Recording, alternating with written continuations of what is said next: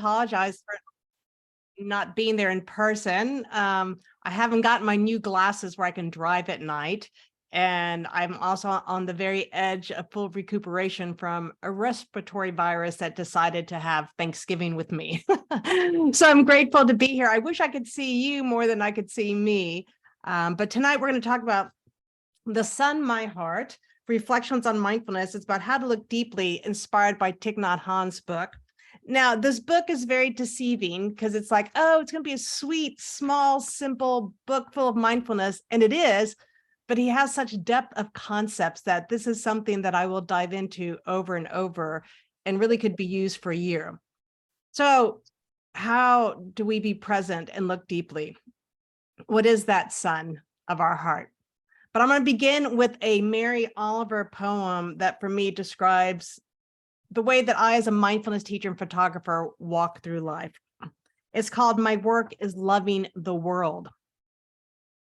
Here the sunflowers, there the hummingbird, equal seekers of sweetness. Here the quickening yeast, there the blue plums. Here the clam deep in the speckled sand. Are my boots old? Is my coat torn? Am I no longer young and still not half perfect? Let me keep my mind on what matters, which is my work, which is mostly standing still and learning to be astonished. The phoebe, the delphinium, the sheep in the pasture, and the pasture, which is mostly rejoicing, since all ingredients are here, which is gratitude. To be given a mind and a heart and these body, clothes, a mouth with which to give shouts of joy to the moth and the wren, to the sleepy dug-up clam, telling them all over and over how it is that we live forever. So looking deeply, Mary Oliver is purely present in the moment. There's absolutely no separation between her and life if you read her poem. And with Thich Nhat Hahn, what I love is the way that he began this book, because he's talking about the sun of awareness that originates in our heart, that clarity of seeing and understanding, that pure awareness of the moment, of interdependence, the understanding that we are participants and not observers, that we shift our perception when we can meet the ultimate reality in every moment. But he begins the book with a story of Thay, who is a 4.5-year-old. He calls her like one of the boat people that come over. And she's staying there with Thich Nhat Hanh while her father was in Paris working. And it's the apple juice story, where she was outside playing with her friends and they come in, and they want something to drink, and he mindfully pours them apple juice, and hers was the last glass, and she noticed there was all this pulp in it and she just wouldn't drink it. She's like, I don't want to drink that. And so she leaves it there, and they go outside and they play some more, and she comes back in and she asks for something to drink. And he's like, well, why don't you drink the apple juice that I poured for you? And she noticed that it was clear at that point. And she's like, did you pour me a new glass? He goes, no, it sat quietly for a bit and it's clear and delicious. And he says that clearing and that sitting quietly is actually what we do with meditation. That in that practice of allowing ourselves just to be present, to observe our mind and to not judge it, but to allow all that is within to settle. When we observe the self, we shine a light, and that's the sun of awareness. And when we shine that light, that sun of awareness, it really is that heart of ourself. He says, don't turn your mind into a battlefield. He goes, to meditate means to observe, and that each thought, each action in the sunlight of awareness becomes sacred. So that practice of the apple juice, where the glass is the base for the stillness to arrive, our meditation practice is the base for that inner stillness and stability to arrive in every moment. And with this lamp of awareness, what we're focused on is that one-pointed concentration in the moment. So the chapter is called Sunshine and Green Leaves, and I want to read the little poem that he wrote, because it's seen with eyes that see that we each belong to each other, that all of life belongs to each other. So he was in meditation, and while he was sitting in the forest, he was mimicking the Prajnaparamita, the Heart Sutra. And this is what he wrote. He goes, the sunshine is the leaves are the sunshine. The sunshine's no different from the leaves are no different from the sunshine. All other forms and sounds are of the same nature.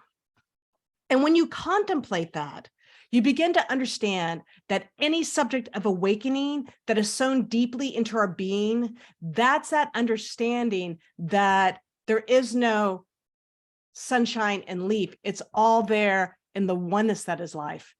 And if I can look deeply with that, I can open my awareness to this penetrating clarity of the ultimate reality that is present and perfect in each thing, each person, each expression.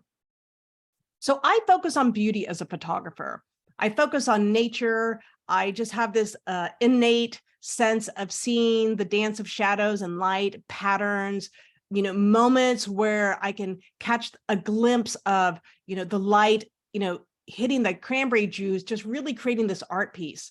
Or the laughter, the effervescent laughter of the kids at school. I pause where there's no time, there's no space between me and that experience. Like we're all one in that moment, and that it just becomes really clear of the preciousness of life, of the preciousness of each one of us.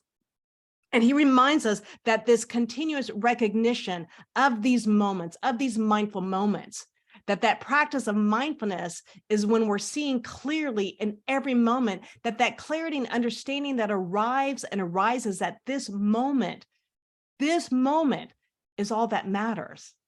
There's no separation. There's no you or I, this or that. And when he goes into those deep Buddhist concepts, that's when I'm like, okay, that's getting a little too deep for me. And he says, please calm down, my friend. Lay down your sharp sword of conceptual thinking. And I'm like, is he talking to me? Because that's exactly what I was doing. Because the minute we start to analyze as opposed to pure awareness, then we're not in that sun of awareness. We're not in our heart of the moment. We're in the conceptual thinking. We're in the forgetfulness of false separation. And it is a practice that's moment to moment and breath by breath. And it really is easy to do it in nature. I've had those moments of the timelessness of just being present to the beauty of the sunlight. Like just earlier today, just watching the way that the sun was shifting and the pine tree outside my door is turning from the green to the brown, and then the golden hues and the crimson, and then the little clouds that came in. It was just a moment of pure awareness and being present to that beauty, to remind me that I'm a part of something and participating in this grand ultimate reality, and that the clouds would not exist without me seeing them, and I would not exist without the clouds. And it's that understanding that if I can focus on beauty, and create that inner stability the way that meditation does, then it brings me into my heart. And when I'm in my heart, I'm not suffering and I'm not causing suffering. When I'm in those timeless moments of beauty, when it's the onyx sky with the moon dangling, and knowing that there's so many countless beings who are also having this experience in their own way, I'm not doing harm, they're not doing harm, we're harmonized together. And so for me, beauty, just like meditation, brings me to that clarity of seeing in the moment the ultimate reality, of understanding as the sunshine is in the leaf and the leaf is in the sunshine, as the moon is in the sky and I'm here and the moon is in my heart and I'm in the moon's heart and I can get poetic about it. It brings me to this place of a deep awareness of the preciousness of life. And life will reveal itself, Thich Nhat Hahn says, as a miraculous reality the second the sun of awareness begins to shine. So when I'm able to shine a light, that one pointed awareness of being fully present, fully engaged, he talks about lighting an incense, drinking the orange juice. For me, the sound of even construction, when it's so annoying, it was for like 2 years, and then I could just realize that that is a part of life, And my reaction is because my perception is diffused with separation. And it's like, how do I bring myself to that inner stability?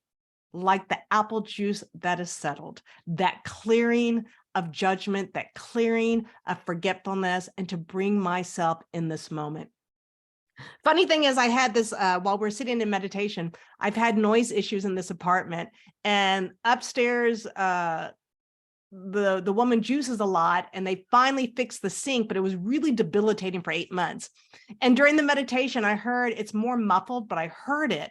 And I could feel that little part of my brain wanting to get triggered. And I said in my mind, and just like really a very pronounced breath, I have arrived. I'm home. Because I noticed where the egoic mind and that little amygdala wanted to go towards a reaction from the past that hasn't existed for months, but there's still that bit that ruminates. And I'm like, bring myself present to this moment. I've arrived. I'm home. I've arrived. I'm home. So how do we look deeply?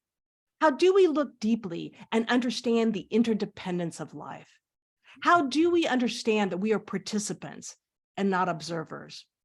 And how do we shift our perception when there is the experience of difficult emotions or difficult situations? How do I maintain equanimity and that deep listening and that deep clarity and inner stability with difficult situations or people? Because it's easy to do it with nature. And it's easy for me to do it, to be present with children, because I love being around kids. I'm a favorite aunt. But how do I maintain, as in my meditation practice, that inner clearing, that inner stability? And how can I look deeply in the moment, especially in the world where there's a lot of chaos and polarization? How can I meet that person that I'm in complete disagreement with the same lens of love as I do with the beauty of a marmalade sunset or the moment sitting together with the Sangha? How do I cultivate that within me? And that, for me, is why the practice is so important, that by maintaining the practice of meditation to just be present, and then also for me, the practice of mindful seeing, that mindful awareness to look deeply into life, that I can then begin to look deeply into these situations where I feel are harmful or difficult. And so I like to go to the store and do the same kind of mindfulness practice, where from my path as a New Thought ordained minister, we call it the divine. We see how the incarnation of life shows up. And today was just beautiful because I just had that open lens of awareness. Let me meet my neighbors that I do not know so purely in the moment and just look deeply. Just look deeply and know that the ultimate reality that is life is expressing as them. And so I noticed the Hispanic man with his plaid green shirt, and he had this beautiful like a phone holder that was leather, and it was etched in like these flowers. I'm like, oh, that's just beautiful, just his presence. And then I walked in, and there was a young African-American man with these golden dreads, and he was like 6'5", and he was eating chips, and I just like met him with that loving awareness, like, oh, look how beautiful life is showing up. And then I went, and there was a woman dressed from, this beautiful long black gown with stripes and these black dots, and she was in her elegance. And I met the beauty of her in that moment. Then the father with his 3, toddler children, and then they're shopping. I just looked deeply at them to meet life. And then the elderly man, the Caucasian man with the scruffy beard, he kind of looked like Santa Claus that retired, and just met him in the moment. And without any judgment or any story of anybody, I just met them purely in the moment to see with eyes that see that they too are part of this interdependent relationship. Without them, I don't exist. Without me, they don't exist. Without all of us, life doesn't exist. So the question becomes then, how do we continue to light that sun of awareness? How do we continue to stay in that place of inner stability, that clearing of the mind, that awareness, as Thich Nhat Hahn says, that we're being conscious of something, where that concentration, which is samadhi, which is the intensity of that concentration, that one-pointedness, and the understanding, which is the fruit. He says that every time the lamp of awareness is lit, concentration, one-pointedness, and understanding, clear seeing are naturally present. The remembrance is pure awareness. He says, as soon as the sun of awareness shines, at that very moment, a great change takes place. Meditation lets the sun of awareness rise easily so we can see more clearly. And when we meditate, we seem to have two selves. One is the flowing river of thoughts and feelings, and the other is the sun of awareness that shines on them. Which is our own self? Which is true? Which is false? Which is good? Which bad? Please calm down, my friend. Lay down your sharp sword of conceptual thinking. Don't be in such a hurry to cut yourself in two. Both are self. Neither is true, neither is false. They are both true and both false. And I took that, and I'm taking that as my practice for those that I may have difficult experiences with, because I'm focusing on the experience, or I'm focused on the difficult emotion that's arising instead of meeting in the moment with that clear thinking, without that conceptual thinking that divides us, and with the lens of looking deeply in the moment. How do I see the ultimate reality, especially when it's not in alignment with what I say are certain values that I have? And that is my practice, because I believe that to cultivate this inner stability, to shine a light of awareness in every moment, to practice the pause when judgment arises, to allow whatever is seeking to reveal itself to me, whether it's a need or the wisdom of the moment, it is my responsibility to simply be present. And that's why we practice. That's why we practice. So that we can take this out into the world, our full selves, our full hearts, so that we can meet each other in the love and kindness that Thich Nhat Hahn talks about. So what can you do to shine the light of awareness of the heart of yourself this week? Where maybe are there moments of annoyance, irritation, concern, or worry, which are natural human emotions? And how can we bring our practice forward so that clarity and understanding of the sun of awareness is present? That we allow that inner wisdom to reveal itself, as opposed to getting triggered by the outer judgment. When will you pause in your busy day so you can be present, whether it's the glorious nature of fall, and the colors are outrageously gorgeous right now. It's that time of the year I got to pull over and take photographs.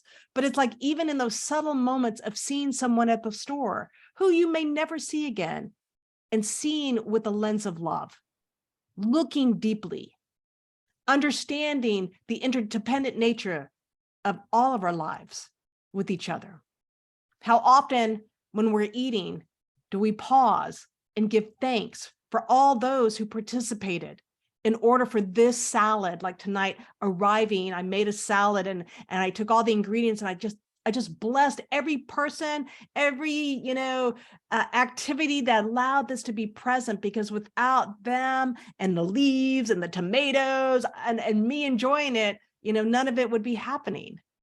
And so here's the invitation, like the apple juice. Allow yourself to sit and let the settling happen. But the real practice is when we're in the world, and that clarity, that settling is allowing you to be present and to pause and to speak from wisdom, or to practice deep listening. Practice looking at beauty where there is that timelessness, there's no gap of separation. And just every day, allow that gift to happen, so then you can be that type of gift in the world to those who may not see so clearly. Because practicing meditation and practicing mindfulness, especially mindful seeing for me, that joy of being in the moment, that's where I get that understanding of the sun of awareness that is in my heart, that then I can radiate out in the world, and that we can create the world that we're seeking to create that works for everyone. So presence, being present, and the presence of life. Like I had a little ladybug flying as I was looking out at the trees, and I was just like, trying to be present to all the beauty, but just in that moment, the one pointed awareness as it arrives in meditation, but as it arrives when you're out in the world or at work, when somebody maybe is annoying you, how can you bring yourself present to that inner clearing and that inner stability? And then we're participants, we're not observers, we participate. This is an interactive, interdependent, interbeing process. And your perception, allow it to shift slightly so that you can see clearly that the ultimate reality that is present, maybe not in ways that resonate with us, but there's still no separation. And how do we bring that presence and that perception and that inner stability and that inner wisdom when there actually is conflict in the world? How can we bring that joy of being into the world?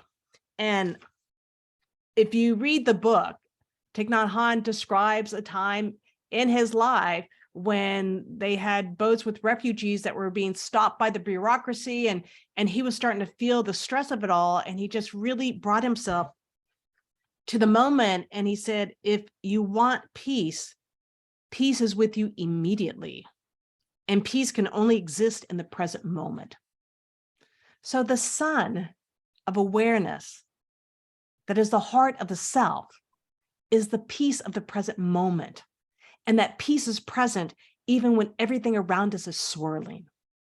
That the pause of beauty brings me to that same inner stability, that same inner peace, so that when things are seemingly not stable, at least within here, that peace that knows no human understanding, is the way we say it, is undisturbed. And that the practice allows me to bring that presence and energy into every situation. So lay down your sharp sword of conceptual thinking. I was like, thank goodness, because sometimes with these deep Buddhist concepts, my little brain's like, what? Okay, being, not being, this, not this. And I'm like, just breathe, pause into the moment.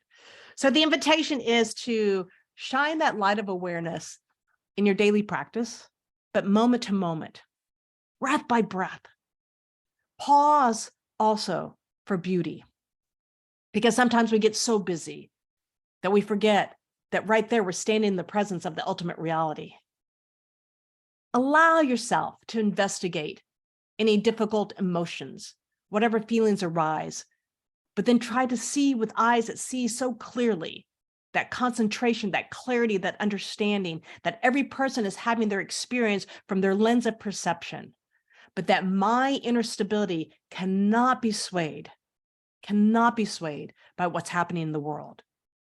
And when I recognize that I am getting a little agitated or annoyed, I pause, I breathe, I walk mindfully so that I can be fully present. And so in that way, I bring forth more beauty and love so that I'm not causing suffering to myself or to anyone else. So the invitation is to just bring your awareness to that sun of awareness. Bring your awareness to your heart, bring your awareness to the moment, see with the lens of that perception of life as the ultimate reality, and just notice your practice. And next time you drink some apple juice, think of Thich Nhat Hahn and that little girl and let it settle. And just remember in those moments when you need settling, no judgment, just breathe, drop into your heart, drop into your breath, allow yourself to be present, and just know that you are loved and supported. I thank you, and it's such a blessing and honor to be here.